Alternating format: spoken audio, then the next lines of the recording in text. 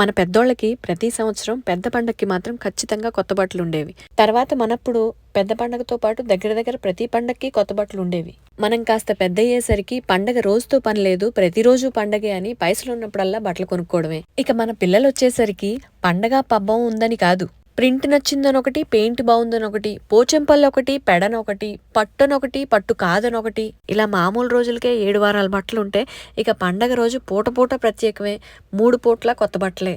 ఒకప్పుడు కొనుక్కునే వాళ్ళు ఎక్కువ, అమ్మేవాళ్ళు తక్కువ ఉండేవారు. కనుక కూతురుకో కొడుక్కో కొత్త బట్టలు కొనాలి అంటే కిలోమీటర్ల అవతల ఉన్న ఒకే ఒక కొట్టుకి కుటుంబం అంతా కలిసి వెళ్ళి కావాల్సినవి మాత్రం కొనుక్కునేవారు. కానీ ఇప్పుడు సెంటీమీటర్కో షాపు, ఇంటింటికో బొటిక్తో పాటు ఫోన్లోనే షాపింగ్ మాల్ల ప్రపంచమంతా అరచేతిలోకి వచ్చేసరికి స్వైప్ చేయంగానే సరికొత్త చీర సిద్ధం అంటున్నారు, క్లిక్ చేయంగానే కొత్త బట్టలు కుట్టి మరీ పంపించేస్తున్నారు.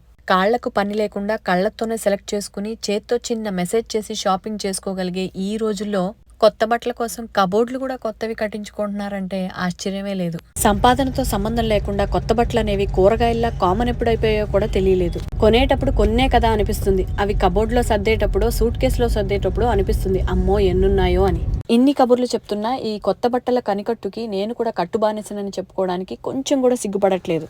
ఎందుకంటే ఓ సగటు ఆడపిల్లగా, ఓ ఆడపిల్లకి అమ్మగా మాకదో అడిక్షన్. మరి కోవిడ్ తర్వాత అంతకన్నా ఎక్కువగా కనిపించకుండా కమ్ముకున్న పెద్ద మహమ్మారి అంటే ఈ క్లోతింగ్ ప్రపంచమే.